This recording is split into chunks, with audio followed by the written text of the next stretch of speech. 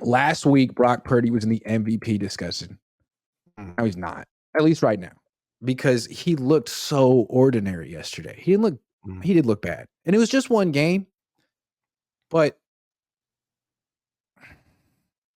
I think you're looking at him like, yeah, man, maybe Shannon Sharp had a point. Like, he's good.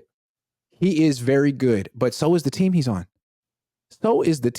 Like, he has a huge talent disparity and advantage every week until this week. Finally, he went up against a defense that could match his supporting cast on offense.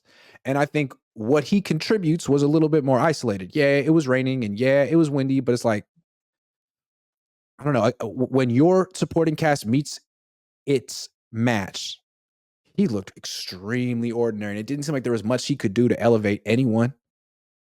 He was clutch at the end. I'll give him that. But that was discouraging. And yeah, sure, there's not that many defenses that can match the Niners offense, but they're not going to have the supporting cast forever. Eventually, Brock's going to get exposed like this. It's important to see. Clutch at the end. I don't know.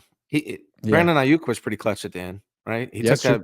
What was it? I don't know. 4-yard pass. Brandon Ayuk took it like 20-something yards up the middle. Like, it was bad tackling on Cleveland's part at the end. I don't know what the heck they were doing. I didn't think it was a bad game for Brock Purdy. That's the truth. People have to be able to acknowledge it. That doesn't mean he's not going to be good moving forward, or he's not going to snap back against Minnesota Vikings' horrible, putrid defense. But against these Browns, man, he struggled. And when he gets to the playoffs and gets to the postseason, he's going to have to face good defenses. It's going to come up again. He just did not look good. I mean, the interception was just a bad pass. There was no one in his face. Brandon Ayuk was wide open. He passed it right to the chest of the defender. So he had a bad game. He could not hold on to the ball. It was like it was baby oil on the football when it was raining, right? He fumbled the ball. Like, he was struggling in the rain.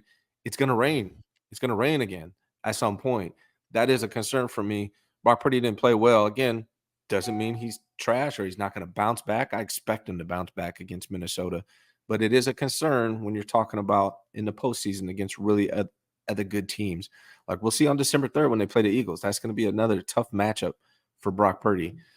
So, maybe we need to slow down. Brock Purdy was in the MVP discussion for me for one game, right? Up until the Dallas game, I said it's CMC. It's all CMC right now. Dallas game, I'm like, okay, Brock, hey, man, my bad, dude. 4 touchdowns. Then we go to this game. I'm like, okay, he's out of that conversation for now. Maybe he'll come back. We'll see. It's Tua's got to be the favorite right now. Tua balled yesterday. Purdy didn't. Yeah. And Purdy's on a better team than Tua. Let's not forget that.